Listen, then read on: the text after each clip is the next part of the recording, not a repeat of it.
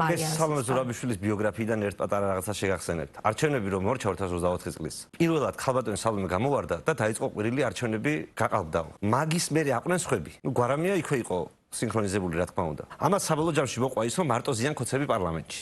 აი ამ თელ კამპანიას არაფერი სხვა არ მოყვა გარდა იმისა რომ ოპოზიციამ დაკარგა წელიწადში ლეგალური სრულიად ლეგალური დაახლოებით 25 მილიონამდე წელიწადში ოპოზიცია რომელიც ახლა გაძვალყავებული დადის და ამითი ყველაფერი მათ შორის მთელი ორგანიზებული სტრუქტურა ქსელები ყველაფერი დაანგრიეს აი ეს მოყვა პრეზიდენტის განცხადებას და არაფერი კარგი არ მოყოლია ოპოზიციისთვის არასდროს და ჩვენ ამას როცა ვამბობდით როცა ქარტია პირველად შეიქმნა რომ ეს ქალი არის ბატონი ბიძინა ივანიშვილის კარგი თანამშრომელი რომელიც აი კარგად ემსახურება. უბრალოდ როლი აქვს განსხვავებული. როლი აქვს ის, რომ ოპოზიციაში იყოს გულმოდგინე ოპოზიციონერი, მაგრამ საქმეზე რომ მოვა ყოველთვის ყველაფერი გააფუჭოს. და ამას აკეთებდა იდეალურად, ამას აკეთებდა სულ. უბრალოდ როცა რაღაცა დანახვა არ გინდა, ეს როგორი რაღაცა იცი, რომ როცა ვიღაცაზე შეყვარებული ხარ და ვის ნაკლს ვერ ხედავ.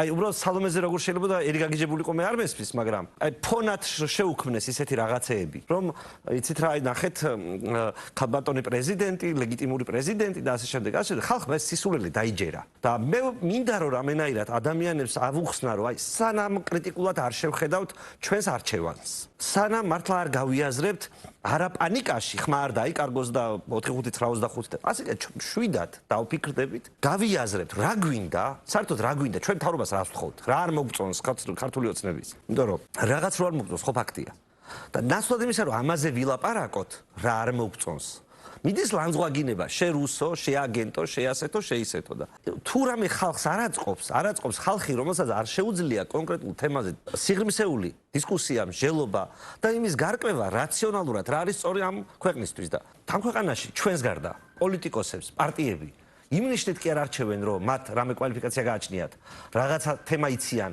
და სიღრმისეულად გაანალიზებენ ამას. არა, ყველას სჭირდება მწვანე ღილაკზე თითის დამჭერი ადამიანი.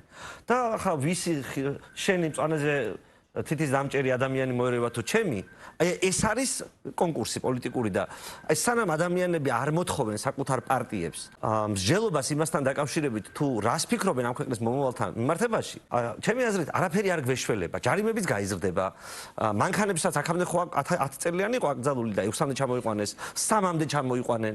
ანუ ზოგადად თუ შენი დაჩაგვრა შეიძლება იმიტომ რომ მარტივად მოსატყუებელი ხარ, რატო ვიწვალო?